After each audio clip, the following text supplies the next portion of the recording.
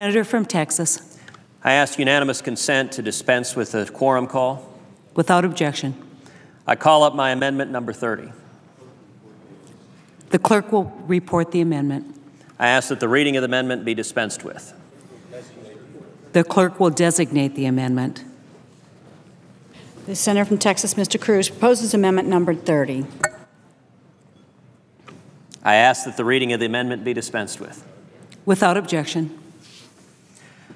Madam President, I rise today to deliver my first official speech on the floor of the Senate on an issue that I believe is the most urgent issue facing the country, namely the dire need to restore economic growth to our nation. I will note at the outset, this is the second opportunity I've had to speak on the Senate floor, because the first was last week during the historic filibuster led by the junior senator from Kentucky for nearly 13 hours. And I will note a particular debt of gratitude that I owe to Senator Paul, that the very first time I spoke on this floor in a colloquy with Senator Paul, I had the opportunity to read Travis's letter from the Alamo, to read Shakespeare's St. Crispin's Day speech, to read the opening monologue from Patton, and to read Ronald Reagan's 1964 A Time for Choosing speech. And that is a debt I will always owe Senator Paul, because as they say in the beer commercial, it don't get no better than that. And so sadly, I can promise my colleagues that in the rest of my tenure here, I am confident that we will not have an opportunity to rival those glorious words William Barrett Travis penned as he was standing for principle 177 years ago.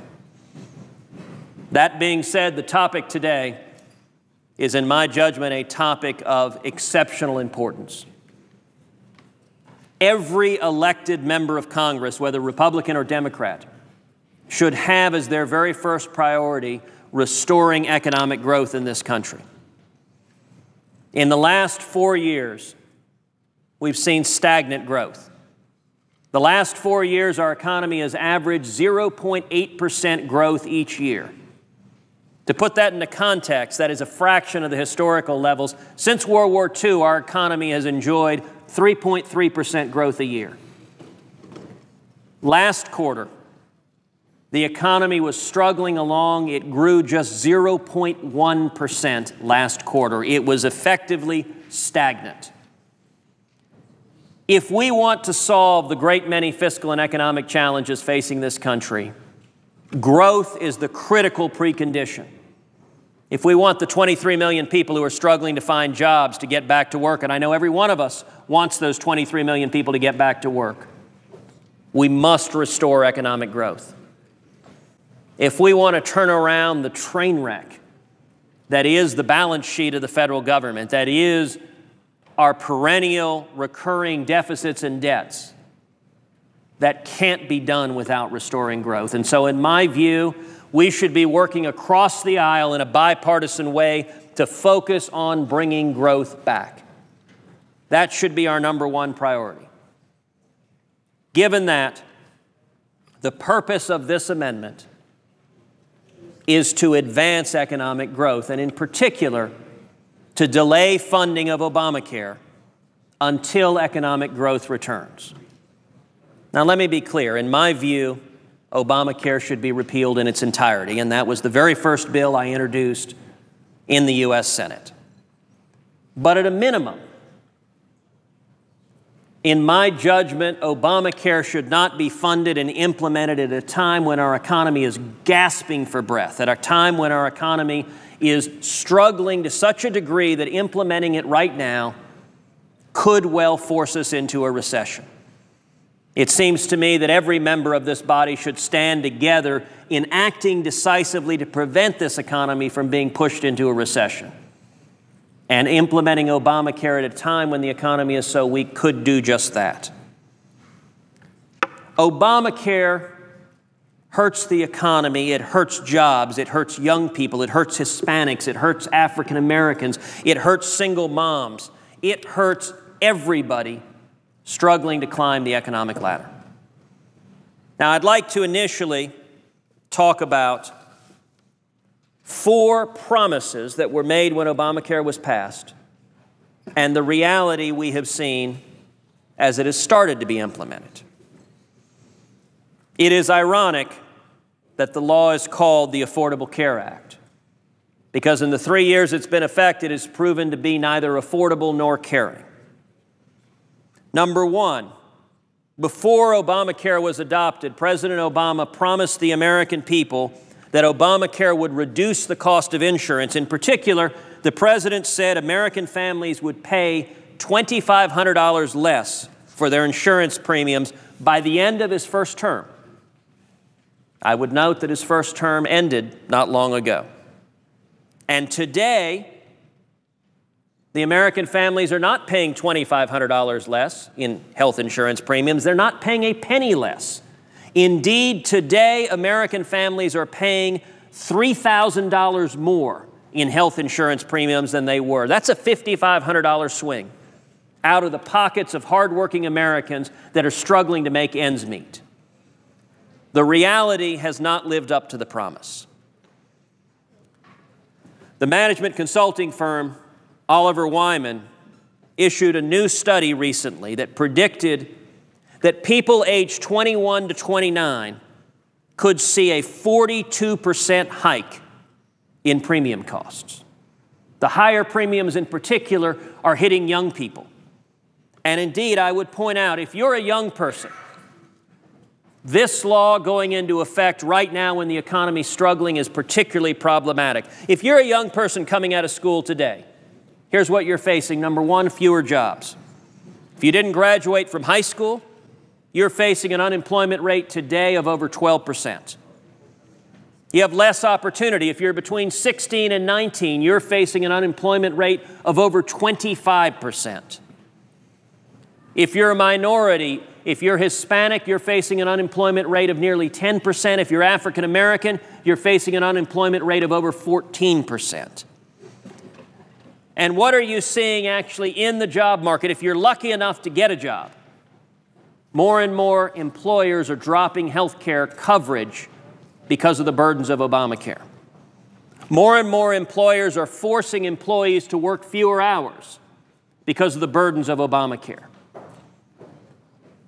And more individuals are seeing their premiums climb, especially young people. So if you're a young person coming out of school today, you may not find a job. It is harder to find a job because of economic growth right now. And if you do find a job, there's a real possibility that job won't have health insurance, and that you'll find your hours reduced, and if you do have health insurance, that you'll pay higher premiums.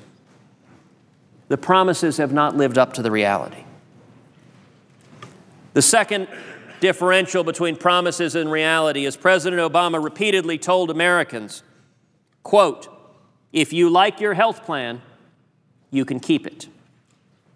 That, unfortunately, has not proven to be the case. The latest forecast from the Congressional Budget Office estimate that some 7 million people are expected to lose or be dropped from their employer-provided health insurance by the year 2020. And indeed, health insurers in 34 states have stopped carrying child-only insurance policies. In my home state of Texas, one of the largest insurance markets in the country, every single carrier has dropped its child-only health insurance coverage, and the same is true for other large states like Florida and Illinois.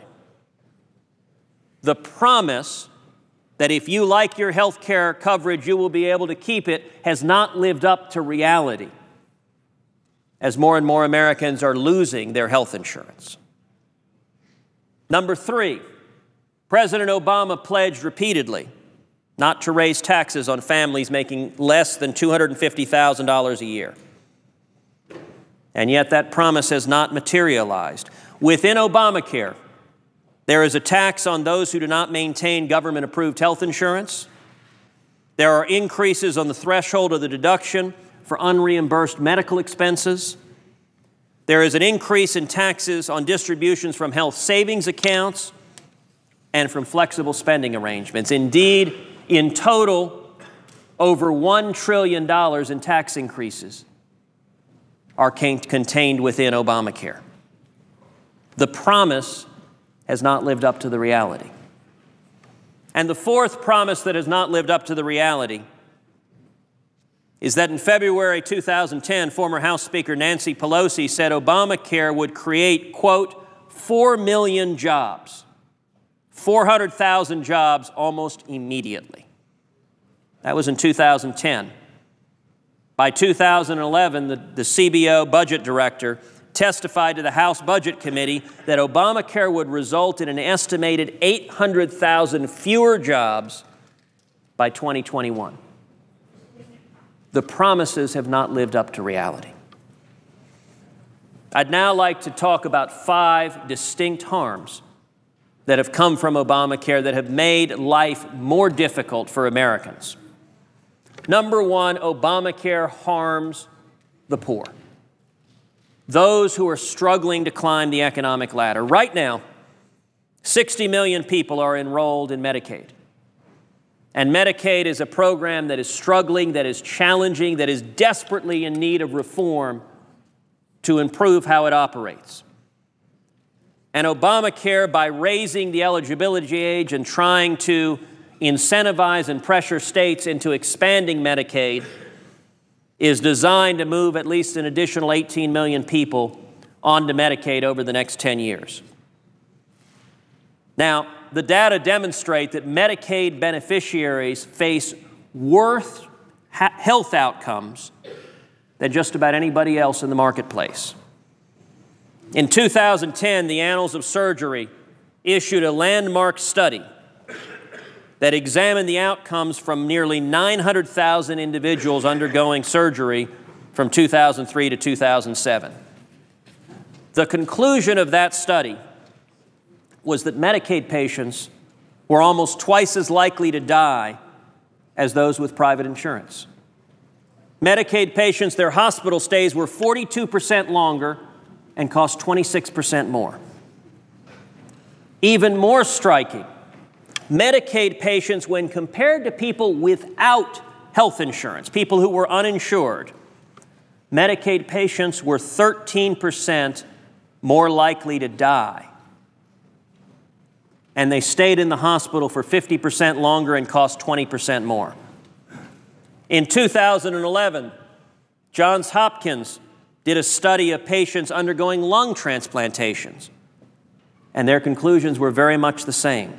They found that Medicaid patients were 8.1% less likely to be alive 10 years after the transplant, compared with those with private insurance and also compared to those without any insurance at all. Overall, the Johns Hopkins study found that Medicaid patients faced a 29% greater risk of death. And yet Obamacare is moving more and more of the economically disadvantaged onto Medicaid, which subjects them to those worse health care outcomes. Number 2, Obamacare hurts seniors. Obamacare took $716 billion from Medicare, a large portion of which came from the Medicare Advantage program, which serves a great many seniors and especially poor seniors. According to the Office of the Actuary at the Center for Medicaid and Medicaid Services, the Medicare Advantage cuts in Obamacare will reduce enrollment from 14.8 million to 7.4 million by 2017. It'll cut it in half. 7 million people will lose their coverage under Medicare Advantage. I would remind you, the president said, if you like your health insurance, you can keep it, and yet 7 million seniors are losing Medicare Advantage. The Heritage Foundation found that the substantial cuts to Medicare Advantage in particular hurt seniors in the states of Texas, California, New Mexico, Louisiana, Alaska, New York, Massachusetts, and also in the District of Columbia.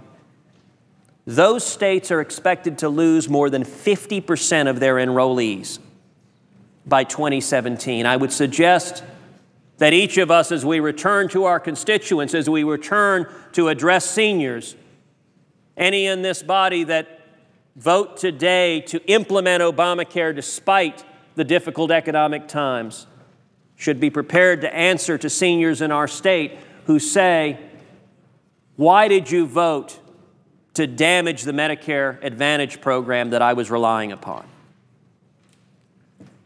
And the harm to Medicare Advantage in particular is visited upon minorities.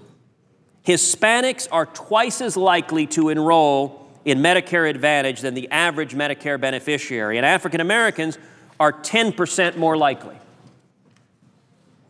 And so Obamacare targets a program that is helping seniors, that in particular is helping those seniors who are most vulnerable. In addition, 31% of African American Medicare beneficiaries and 38% of Hispanic beneficiaries are enrolled in Medicare Advantage plans. So those of us that return to our states and that have substantial minority populations need to be prepared to explain to Hispanic seniors, to African American seniors, why this body, why the federal government is damaging a program that they are relying on for essential health care. Number 3, Obamacare is harming jobs. In March of 2013, the Federal Reserve said in its annual Beige Book, which analyzes economic data from across the country, that employers in several districts cited the unknown effects of the Affordable Care Act as reasons for planned layoffs and reluctance to hire more staff. Added health care costs are making it harder for businesses to hire new workers, and especially low-skilled workers. And this is a point that is worth underscoring, because the detrimental effects of Obamacare are not uniformly distributed throughout our population. They fall the hardest on those who are most vulnerable among us. The Heritage Foundation found that workers who cannot produce at least $20,000 per year for a single plan, or $27,500 per year for a family plan of value to their employers, will have serious difficulty finding full-time jobs. Now, Madam President, when I read those statistics, those are not simply empty words on a page. Those are data that strike very close to home, because 55 years ago, that precisely described my father. When my father came as an immigrant from Cuba in 1957, he was 18, he was penniless, and he could not speak English. The very first job my father received in Austin, Texas, was washing dishes, making 50 cents an hour. And the reason he told me he got that job, he said, look, I couldn't speak English, I couldn't interact with people as most jobs required, but I could wash dishes. And he worked 7 days a week. The reason he worked 7 days a week is because when you wash dishes, they allowed the employees to eat. And he didn't have the money to buy food. And by working 7 days a week, he ensured he ate 7 days a week.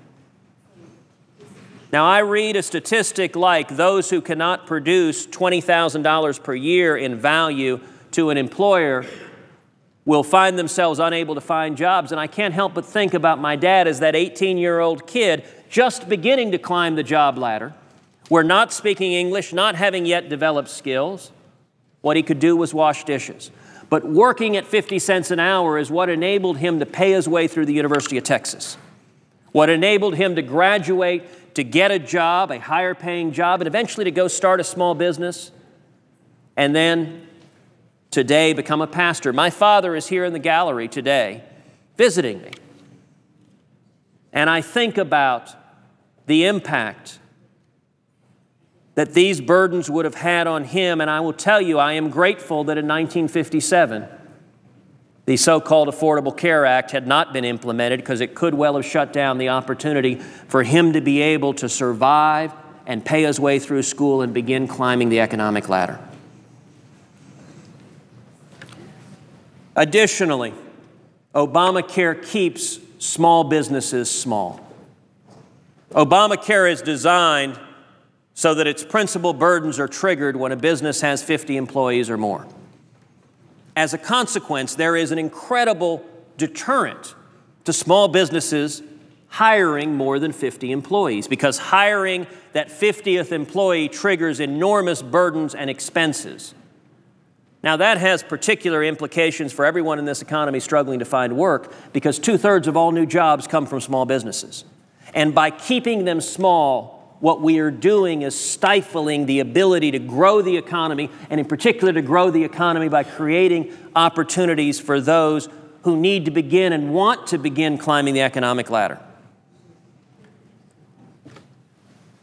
By hiring the 50th employee, if a small business does not provide government-approved insurance, it faces a penalty of up to $3,000 for each uncovered worker beyond 30 employees. Thus, as the Wall Street Journal explained, if a company with 50 employees hires a new worker for $12 an hour for 29 hours a week, there is no health insurance requirement. But suppose that worker moves to 30 hours a week. This triggers a $2,000 federal penalty. So to get 50 more hours of work a year from that employee, the extra cost to the employer rises to about $52 an hour, the $12 salary and an Obamacare tax of what works out to be about $40 an hour. Moving to 33 hours a week costs the employer about $10 more in Obamacare tax. The result is small businesses are staying smaller, and the opportunities for those struggling to achieve the American dream are limited. That leads to the fourth harm. Obamacare hurts workers. One of the consequences we are seeing over and over and over again is, in order to avoid the crushing costs of Obamacare, employers are limiting the hours employees can work. So, for example, in January, a Wendy's franchise in Nebraska announced it would cut the hours of non-management employees to 28 hours a week. As a result, about 100 employees' hours were cut.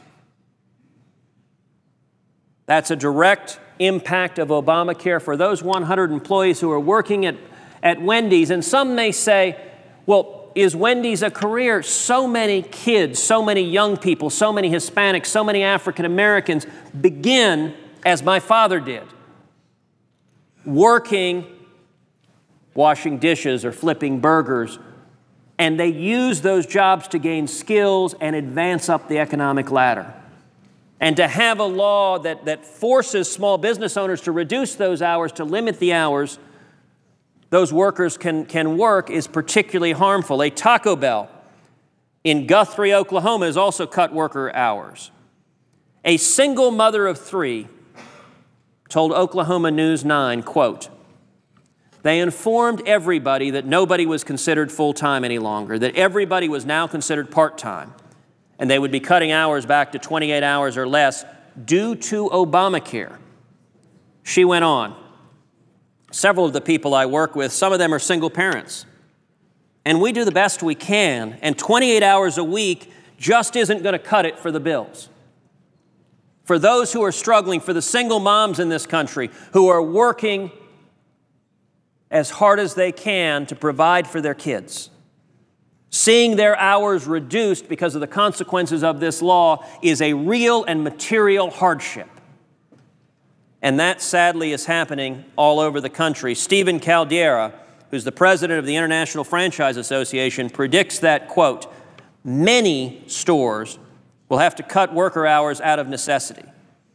And let me point out, it's not, by the way, hard-heartedness on the part of those small business owners. It's the simple realities of trying to survive in this economy. As Caldera continued, it could be the difference between staying in the business or going out of business.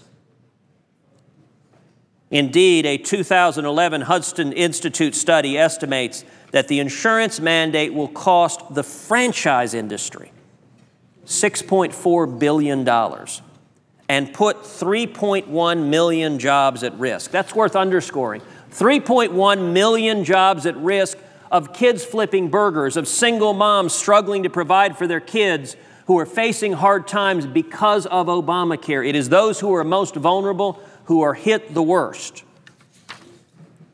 And indeed, if you look at the premium increases in particular for young people have been significant, and if Obamacare is fully implemented, are likely to be extraordinary. According to a 2013 staff report from the Senate Finance Committee and the House Energy and Commerce Committee, the Obamacare impact on young adults in the individual market is expected to be staggering. If you look in the city of Austin, a city I've lived many years, a terrific city, a city whose slogan unofficially is "Keep Austin Weird."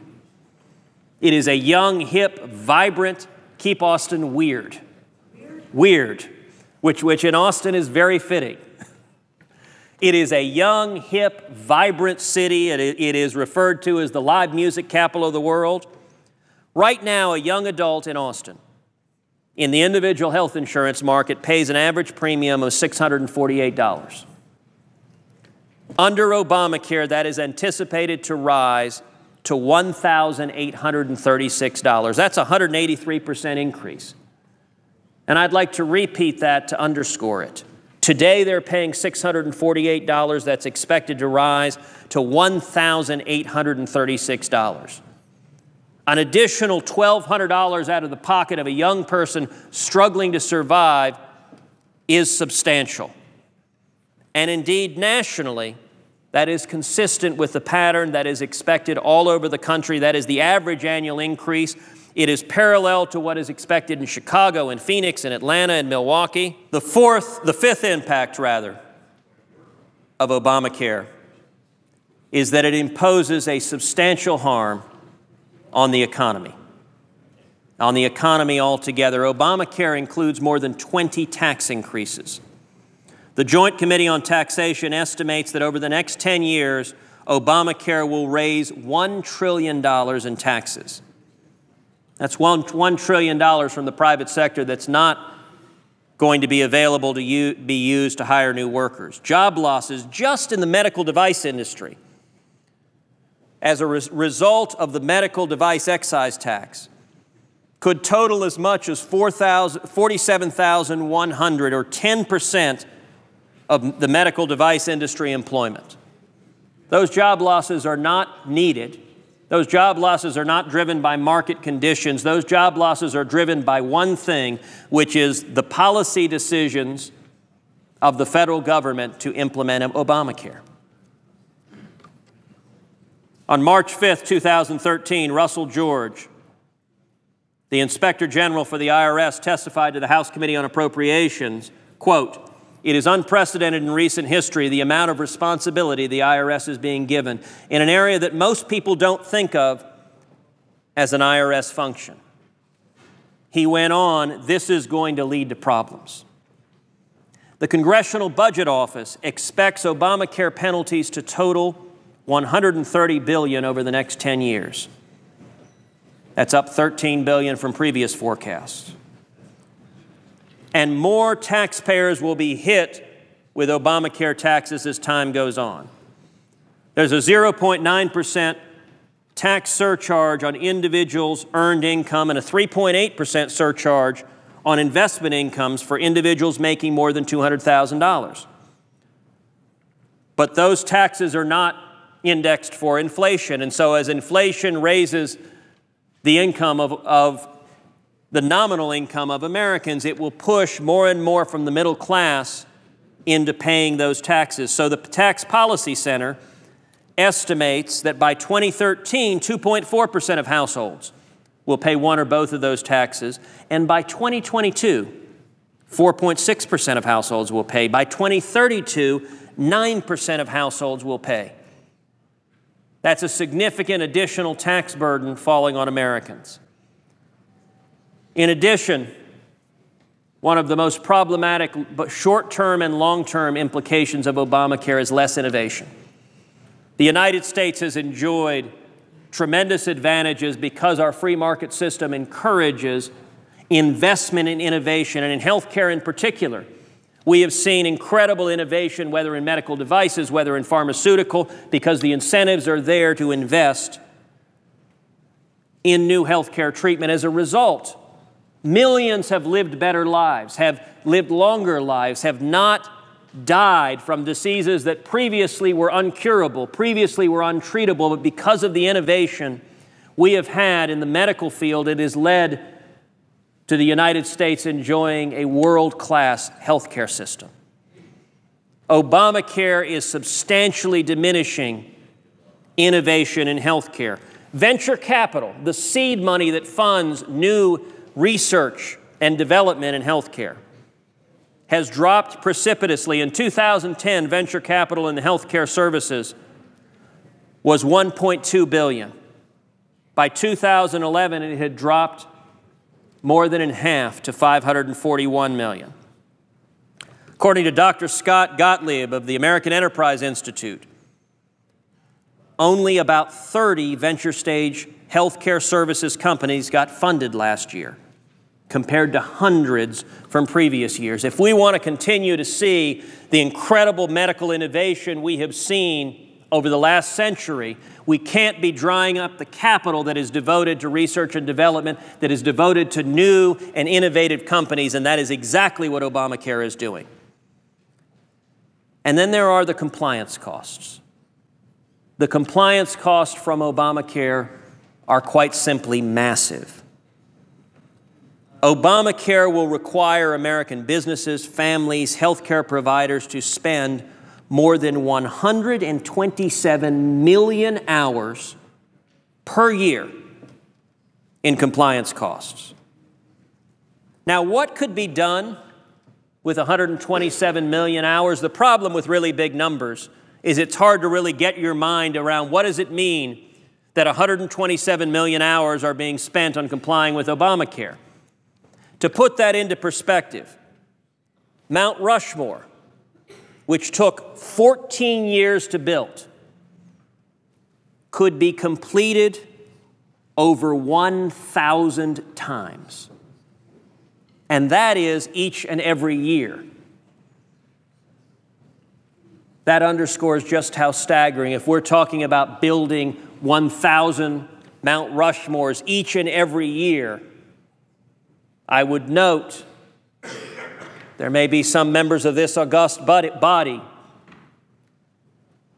who would like to see themselves on those 1,000 or more Mount Rushmores. But rather than needless compliance costs, we should be putting that energy into productive endeavors. None of that compliance cost is productive. As we say in Texas, it produces neither trucks nor tortillas. It's simply wasted time dealing with the burdens of government. To give you a sense of the volume of burdens, as of today, the administration has created more than 19,000 pages of regulations, bulletins, and guidance since Obamacare became law. And if the IRS and HHS and the Department of Labor continues at their current pace, we can expect an additional 3,000 pages of rules, which is what I have here, 3,000 pages, in the next 6 months, the period covered by this continuing resolution. This is 3,000 pages right here. I will tell you, I'm very glad that I don't have to sit down and read these 3,000 pages. But I will tell you also, yesterday I held a teletown hall with thousands of Texans. And a small business owner asked a question. She said, look, our small business, we're struggling to make ends meet. How do we ascertain what these regulations contain? And Madam President, I'll tell you, I was very frustrated that I could not give her a good answer. Because on my desk here is 3,000 pages, and yet what's already been promulgated is over 19,000 pages. So take this stack and send it 6 times up in the air. It would reach nearly into the gallery, and I told her, I said, I don't have a good answer for how you, who are struggling to make payroll, to make sure your employees keep their jobs, how you possibly digest 19,000 pages of regulation with new pages coming out without ceasing. Why is our economy struggling? It's not hard to figure out why our economy is struggling when you think about the compliance costs and regulations that are being heaped on small businesses when they're told, figure out what's in the 19,000 regulations, and if you get it wrong, you can be assured the hammer of the federal government will come down upon you. That is why, Madam President, I'm introducing this amendment today. This amendment to the continuing resolution is a very simple amendment. It simply provides that none of the funds within the continuing resolution shall be spent to implement Obamacare or to engage in rulemaking under Obamacare. Now let me be clear.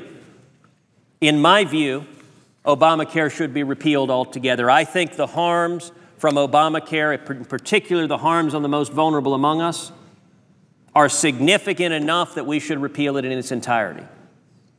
I recognize that is not a view shared by every member of this body. At a minimum, however, I would submit that every member of this body should agree that restoring economic growth should be a critical priority. And with our economy gasping for breath, last quarter we were at 0.1% growth. Allowing Obamacare to be fully implemented right now has the potential of pushing this economy into a recession. I know no member of this body wants to see the economy go into a recession. No member of this body wants to see the American people pay the price for damaging economic growth. And if we allow Obamacare to be funded and implemented right now, each of us who votes to do so will bear a significant amount of responsibility for the economic damage that comes. And so I would submit that every member of this House, Republican and Democrat, should stand together and say, at a minimum, let's restore growth first. At a minimum, let's wait till we get back to historic levels of growth, 3.3%, before implementing such an incredibly anti-growth, job-killing omnibus bill. Let me close with a simple observation of the power of growth. If we could get back to historic averages, 3, 4, 5%, every other problem this body wrestles with becomes much, much simpler to resolve. 4% growth for a decade would create over 10 million new jobs. 4% growth for a decade would produce over $3 trillion in additional tax revenue. I would note that exceeds the tax increases, the revenue from the tax increases that have been proposed by President Obama. It exceeds the revenue from the tax increases that my understanding is the Budget Committee will include in its budget before this body. I am all for new revenue to pay down our debt. I just believe the revenue should come from economic growth and not from higher taxes that hammers small businesses, kills jobs, and restricts growth. And most importantly, 4% growth over a decade would lift over 3 million people out of poverty and into the middle class. Growth sometimes seems like an abstract number that only economists worry about. But sustained growth is what has yet led to the unprecedented prosperity of our great nation. It is the reason why, for centuries, millions of people have come to America, seeking a better life, because there has been no country on earth that has allowed so many people to start with nothing and achieve anything. A stagnant economy hurts first and foremost those struggling to climb the economic ladder, and in my opinion, every one of us should come into work every day fighting for those struggling to climb the economic ladder to make sure we remain the land of opportunity, to make sure we remain the hope and beacon to the world, to make sure that every American has a fair chance to achieve the American dream. With stagnant growth, millions are shut off from that American dream, and I know no member of this body wants to see that happen. And so respectfully, I would urge my colleagues to restore growth first. Do not allow this bill to be implemented to kill economic growth, to kill jobs, and to potentially push this economy into a recession. Instead, let's get growth back, let's maintain our economic strength and security, and let's make sure opportunity remains, not just for us, but for the next generations and the generations after that. I yield the floor.